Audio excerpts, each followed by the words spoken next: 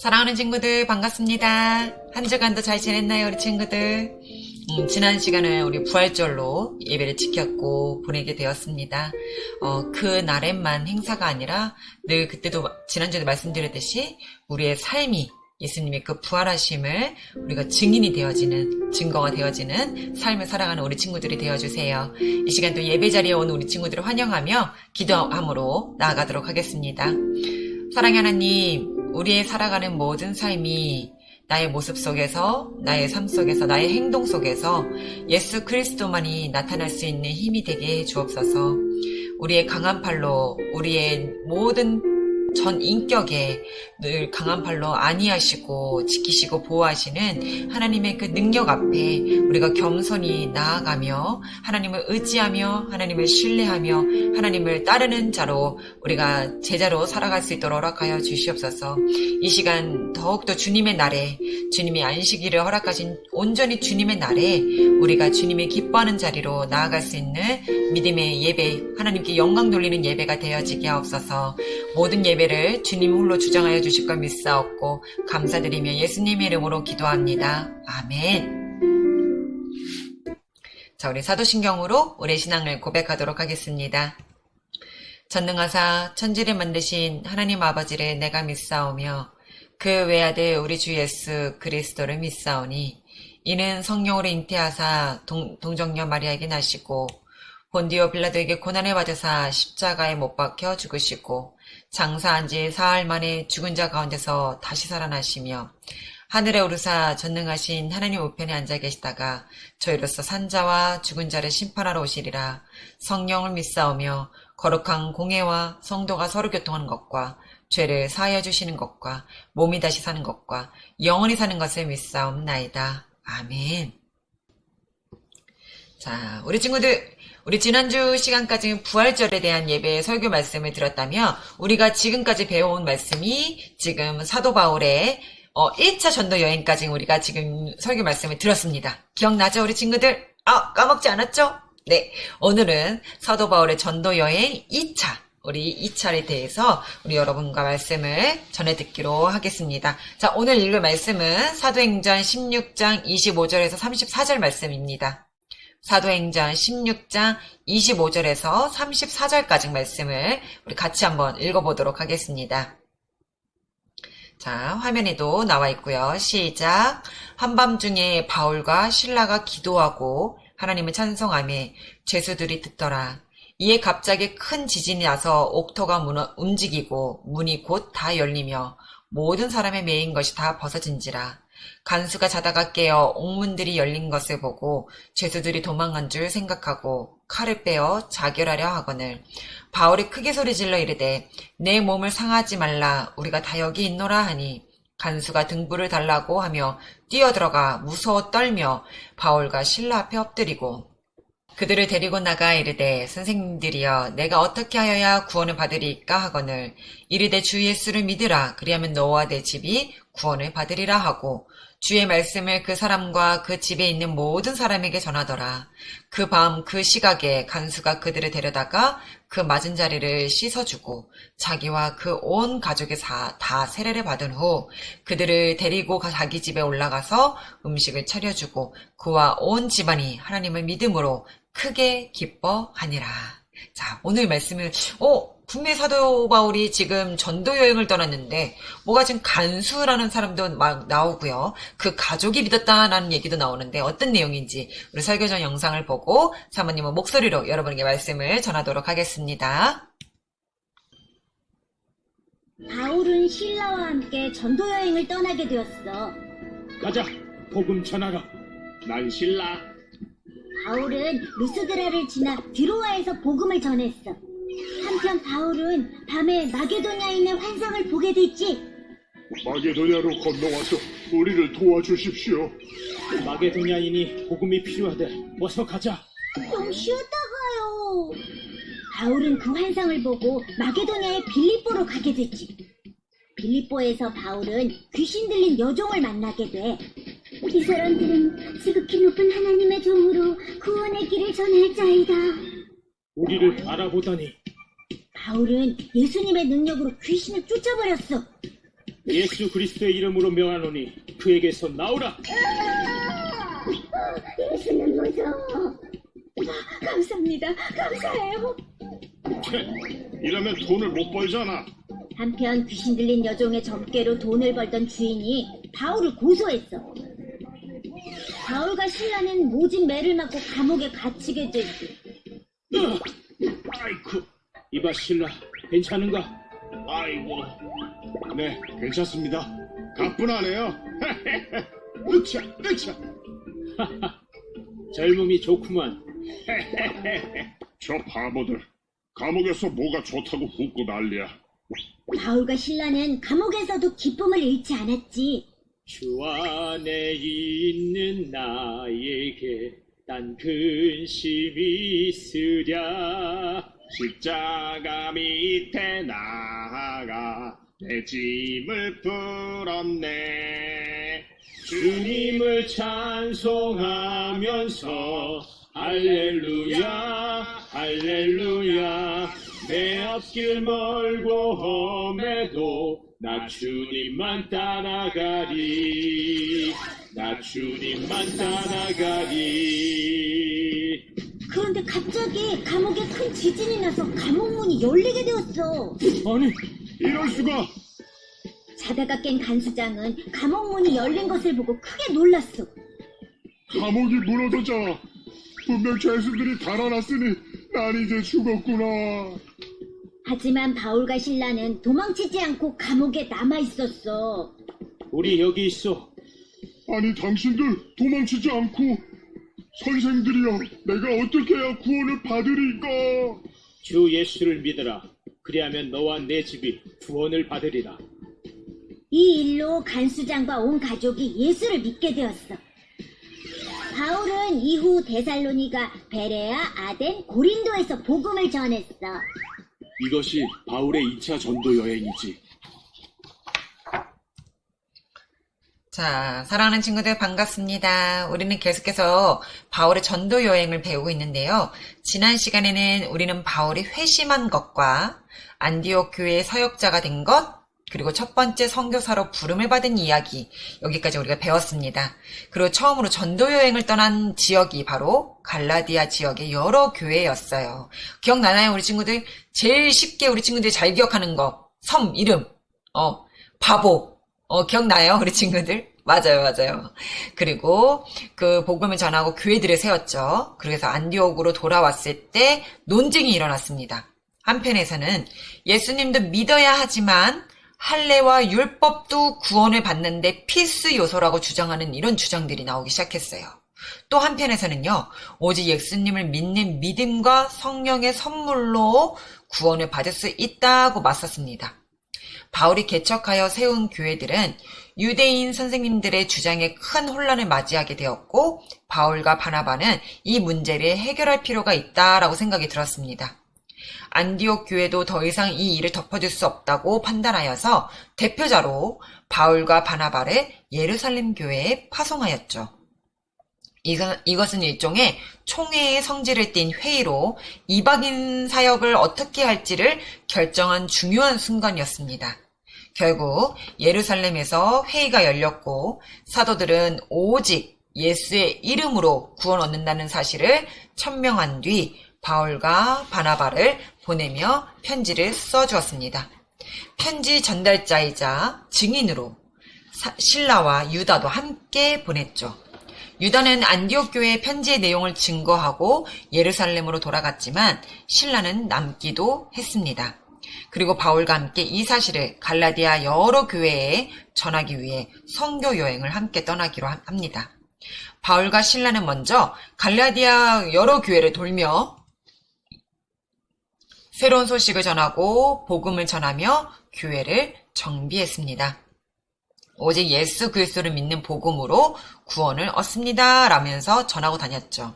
갈라디아 모든 지역을 다 둘러보고 복음의 복된 소식과 예루살렘 교회의 결정을 다 전했을 때 바울과 실라는 결정을 해야 했습니다. 자, 이제 돌아가야 할까? 아니면 여기서 한 걸음 더 나가야 할까? 바울은 계속 선교를 하기를 원했습니다. 그런데 실라도 좋다고 할까요? 바울 혼자 가기에는 너무 멀고 힘든 길이었습니다. 사실 1차 전도 여행 때도 바나바가 없었다면 선교를 무사히 마칠 수 없었을 겁니다. 다행히 신라도 더 복음을 전하자고 찬성했죠. 그런데 유럽으로 가려는 그 길이 계속 막히는 거예요. 하나님이 일을 하려는데 어째서 이렇게 방해가 생기는 걸까요? 이럴 때는 어떻게 하면 좋을까요? 이방인에게 복음을 전하는 일은 분명 하나님의 뜻이었습니다. 그런데 어째서 하나님이 일을 하려는데 순탄하게 일이 진행되지 않을 것일까요? 이때 바울은 하나님께 기도했습니다. 그날 밤 바울은 환상 중에 마게도냐 사람이 요청을 들어요. 그는 와서 라고 부탁했습니다. 하나님께서는 자신의 계획을 말씀해 주신 거였죠. 바울에게. 바울이 어떻게 했을까요? 그는 물론 순종했습니다. 그리고 즉시 마게도냐 성으로 떠났습니다. 그곳에서 도착해 처음 들어간 성이 바로 빌립보 성이었습니다. 마게도냐 첫 성으로 나오는 빌립보는 마게도냐 동쪽에 있는 성으로 에게해에서 16km 내륙으로 들어가는 평지에 있었습니다. 그곳에서 회당을 찾지 못한 바울은 강가로 갔죠. 회당이 없는 곳에 있는 유대인들은 강가에서 예배를 드렸었거든요. 바울은 그곳에서 만난 여인들에게 복음을 전했는데 특별히 거기서 자주 장사를 하는 루디아라는 여인을 만나게 됩니다. 루디아는 하나님께서 예비하신 사람이었고 바울의 설교를 듣고 즉시 마음을 열고 복음을 받아들였습니다. 그리고 세례를 받았죠. 루디아는 자주 장사를 하는 사람으로 고급 귀족들과 부자들을 상대로 판매하는 상인이었습니다. 그녀는 부자였고 큰 집을 가지고 있었는데 그녀는 나를 예수 믿는 자로 여기거든 내 집에 유하며 계속 복음을 전하라고 강권했습니다. 그뿐 아니라 자기 집을 모임 장소로도 오픈하기까지 이렇게 섬김이 이어졌습니다. 사실 이 일은 쉬운 일이 아니었습니다. 부자일수록 집에 좋은 물건도 많고 또 구두쇠 같아서 다른 사람하고 공유하는 것을 가장 싫어하는데 루디아는 이런 모든 것을 뛰어넘어 자기 집을 바울이 머물고 설교할 수 있게 내어주었다라는 겁니다. 루디아의 마음에는 자기 집보다 하나님의 성전을 더 사랑하는 마음이 컸던 거예요. 루디아의 가정을 중심으로 빌립보 교회가 세워지게 되었습니다. 빌립보 교회 한번 볼까요, 여러분? 자, 이렇게 지금 이게 옛날 이 빌립보 교회라고 합니다. 빌립보 교회는요, 빌립보서에 나와 있듯이 복음을 기뻐하고 바울을 후원했으며 어려운 사람을 돕는 일을 많이 했던 교회다라고 소개가 되어집니다. 루디아 가정을 중심으로 빌립보 교회가 세워졌는데 그 교회는 특히나 복음을 기뻐했고 바울을 가장 많이 후원을 했고 어려운 사람들을 돕는 일을 많이 했던 교회로 소문이 났죠. 빌립보 교회는 놀랍게 시작되려고 하고 있었습니다. 그런데 또다시 어려움이 닥쳐옵니다. 무슨 일이 생길 걸까요? 빌립보의 교회가 막 시작하려고 할 때 바울과 실라는 우연히 귀신 들려 점치는 여종을 구해주게 됩니다. 더 이상 돈을 벌지 못하게 된 이 주인이 화가 나 그들을 고발했고 그들은 즉시 체포되어 감옥에 갇히게 된 사건이 일어났습니다. 물론 여종은 고쳐준 일에 복음을 전했다는 이유가 더해진 처사였고요. 이들은 고발한 자들이 일제히 일어나 바울과 실라를 고발했고 상관들이 일어나 그들의 옷을 찢고 벗기고 매로 칠하는 명령까지 명을 합니다. 그들은 많이 맞았고요. 두 발은 착고에 채워져 감옥에 갇히는 신세가 되고 말았습니다. 사랑하는 친구들, 좋은 일을 하고도 안 좋은 결과가 생길 때 우리는 마음이 어떤가요? 솔직히 낙심될 때가 많습니다. 화도 나기도 해요. 나는 의로운 일을 했는데 나는 그 고통을 당한다면 누가 의로운 일을 할 수 있을까요? 또 하나님을 섬기고 하나님이 원하시는 일을 했는데 체포당하고 매질을 당했다면요? 솔직히 이들에게는 기뻐할 수 있는 이유가 하나도 없었습니다. 복음을 전한 것도 귀신 들린 여종을 구해준 것도 모두 주님을 위한 일이었는데 무고히 잡혀와 매질을 당한다는 이 사실이 말이에요. 게다가 두 발은 착고에 채워져 옴짝달싹 할 수 없는 상황이었고 바울과 실라는 억울해하면 억울해야지 즐거워하거나 기뻐할 처지가 아니었다라는 겁니다. 게다가 이렇게 체포되고 나니 앞으로의 전도 사역도 어떻게 될지 알 수 없는 상황이 돼버렸죠. 그런데 밤중이 되어 바울과 실라는요, 기도하다가 찬양하기 시작합니다. 우리 친구들 이 찬양 알고 있나요? 주 안에 있는 나에게 딴 근심이 있으랴 십자가 밑에 나아가 내 짐을 풀었네. 찬양 참 좋죠. 복음을 전하다가 고난을 받으니 이 또한 귀한 일이라 여기면서 바울과 실라는 찬양과 기도를 멈추지 않았다고 합니다. 그리고 그들의 찬양을 들은 것은 그곳에 잡힌 죄수들과 간수들만이 아니었습니다. 바로 하나님이 기뻐 들으셨다라는 겁니다. 갑자기 땅에 지진이 일어나더니 감옥문이 열리는 거예요. 감옥문이 열린 것을 보고 한 간수가 자결을 하려고 이거 왕이 알면 내 목숨이 날아갈 거니까 내 스스로 그냥 죽고 마는 게 낫겠다라고 하면서 칼을 뽑아 들었습니다. 죄수가 모두 도망했다면 간수는 어차피 죽은 목숨이나 마찬가지니까요.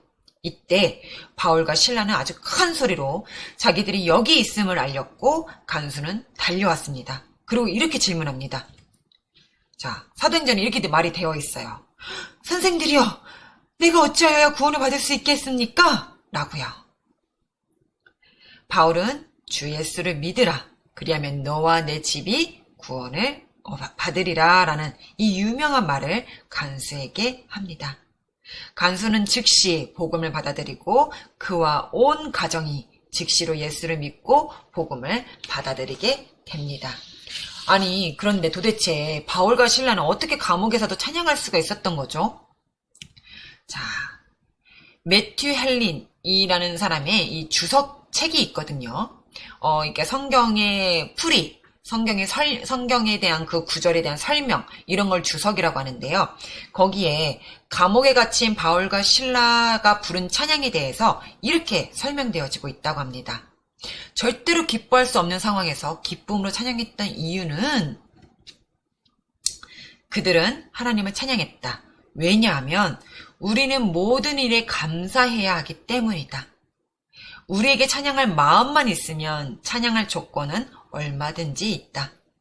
지하 감옥과 두 발에 채워진 착고가 그들이 찬양하는 것을 막지 못하였는데 그 어떤 것이 하나님 자녀의 심정에서 찬양의 의무를 제거할 수 있겠는가?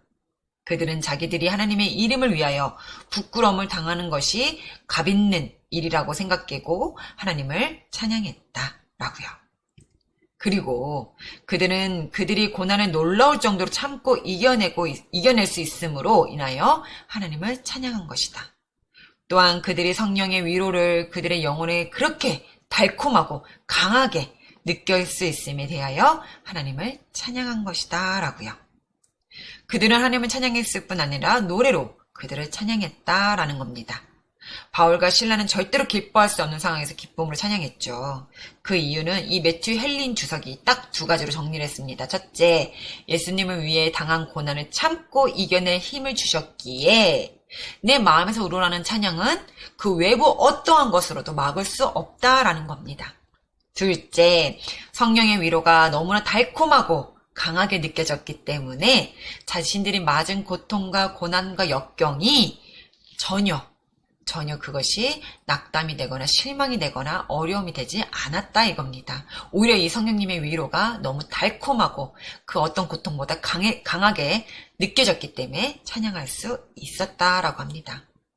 한밤중에 찬양한 이 바울과 실라는 마태복음 5장 11절과 12절에 이렇게 되어 있습니다. 나로 말미암아 너희를 욕하고 박해하고 거짓으로 너희를 거슬러 모든 악한 말을 할 때에는 너희에게 복이 있나니 기뻐하고 즐거워하라. 하늘에서 너희의 상이 큼이라. 너희 전에 있던 선지자들도 이같이 박해하였느니라. 예. 우리 예수님이 하신 상상수훈의 말씀, 이 말씀을 온전히 지키는 사람들이었다라는 겁니다. 사랑하는 친구들, 감사할 수 있는 상황에서 감사하는 일은 얼마든지 쉽습니다. 고마운 일에 고마워하는 것은 누구나 할 수 있는 일이에요. 하지만 바울은 거절도 경험했고 의로운 일을 했다가 오히려 낭패를 보기도 했고 매를 맞고 감옥에 갇힌 바울에게는 이 어울리는 일은 감사의 찬양보다는 원망이나 신음이었을 겁니다. 하지만 그들은 그 순간 찬양을 했어요. 감사의 노래를 불렀습니다. 그리고 그가 노래할 때 그곳은 더 이상 감옥이 아니라 천국이 되었고 하나님의 역사하시는 복음 전파의 무대가 되기까지 했습니다. 오늘 이 바울을 보며 우리는 한 가지를 배울 수 있었으면 좋겠습니다. 성령님, 제 마음을 주관하셔서 저도 주를 위해 받는 고난을 기뻐하게 하시고 감사하게 하옵소서라고 말이에요. 바울은 루디아 가정과 빌립보 간수 가정에게 복음을 전하고 다른 성으로 떠날 수밖에 없었습니다. 하지만 우리는 알고 있죠. 이 빌립보의 두 가정이 바울이 가장 사랑하고 고마워했으며 기뻐했던 빌립보 교회가 되었다는 것을요. 그리고 빌립보서는 우리에게 가장 귀한 복음의 메시지를 전해주는 위대한 편지가 되었다라는 것을요. 바울은 이후에 데살로니가, 아덴, 고린도에 이르러 1년 반 동안이나 머물렀다가 그 후에 에베소를 지나 예루살렘을 방문하고 안디옥으로 돌아왔습니다. 이렇게 해서 바울이 2차 전도 여행을 마치게 되었습니다. 세상에 사는 많은 사람은 바다에서 생수를 찾는 삶을 살아갑니다. 바닷물을 마시면서도 시원하기를 기대합니다. 바닷물을 모으며 생명수를 기대하는 헛된 발걸음을 계속할 때도 많습니다. 하지만 하나님께서는요, 우리를 바다에서 생수를 찾는 사람이 아니라 배에서 생수의 강이 흘러나오는 생수의 근원 대신 예수님의 축복의 통로가 되기를 원하고 계십니다. 조금 말이 어려운가요, 우리 친구들? 바울은 선교가 막힐 때 하나님이 원하시는 방향을 찾아갔습니다. 감옥에 갇혔을 때는 감옥을 하나님께 예배하는 예배실로 만들었습니다. 어떤 상황에서도 기뻐했고 어떤 상황에서도 감사했어요. 그 어떤 것도 바울의 찬양을 멈추게 할 수 없었고 복음을 전하기 위한 바울의 발걸음을 막을 수 없었습니다. 그는 자신의 생수의 근원 대신 예수님의 거룩한 통로가 되었습니다. 바울의 2차 전도 여행의 결과를 우리는 아주 잘 알고 있습니다. 성경책을 펼치면 바로 알 수가 있어요. 빌립보서를 우리 한번 찾아볼까요? 우리 친구들 고린도 전후서나 데살로니가 전후서는 한번 찾아본 적이 있나요? 찾아봤나요? 이 책들은요, 바울이 2차 전도 여행에서 세운 교회들에게 보내는 귀하고 복된 편지였답니다. 바울은 예수 그리스도의 생명이 흘러 들어갈 수 있도록 축복의 통로가 되었습니다. 사랑하는 친구들, 감사할 수 없을 때, 캄캄할 때도 우리 눈이 남들이 보지 못하는 것을 볼 수 있는 믿음의 사람들이라는 사실을 우리 친구들이 믿고 나아가기를 축복합니다. 하나님께서 우리와 함께 하실 때 그곳은 감옥이어도 천국이 될 줄 믿습니다. 우리를 통로로 삼아 복음의 생명수가 온 땅 가득 펼쳐가게 하실 주님을 기대하며 말씀을 마치겠습니다. 기도할게요. 사랑의 하나님, 세상의 많은 사람들은 또한 저는 어찌 보면 하나님의 놀라운 은혜가 풍성하게 넘침에도 불구하고 그것이 세상의 기준으로 삼아 먹고 마시는 것, 내 몸이 편한 것, 내가 성공하는 것, 내가 내 마음껏 이 세상을 살아가는 데에 불편함이 없는 것이 복이라고 여기고 그것이 가장 안전하다라고 생각합니다. 내 마음이 어렵다라는 건 그 모든 것이 반대일 때에 내 마음이 어려워하는데 이 어려워하는 상황이 닥쳤을 때에 내 입술에 감사가 있는지요? 내 입술에 내 마음에 찬양이 있는지요? 그렇지 않는 경우가 더 많음을 회개하며 고백합니다. 하나님, 오늘 이 바울과 실라가 더 이상 복음이 전해지지 않는 그 막힌 담 앞에서도 하나님의 원하시는 방향을 찾아갔고 좋은 선한 일과 하나님의 뜻을 펼치는 일에 억울함을 당하고 고통 중에 당함에서도 불구하고 그 감옥에서 감사할 수 없음에도 감사했던 그 입술과 찬양을 오늘 우리 친구들이 말씀을 들었습니다. 하나님, 감사할 수 없을 때에 감사하는 자가 되길 원합니다. 찬양할 수 없는 내 마음에 찬양할 수 있는 성령님의 그 달콤함의 강한 힘이 우리 친구들과 저에게 있기를 원합니다.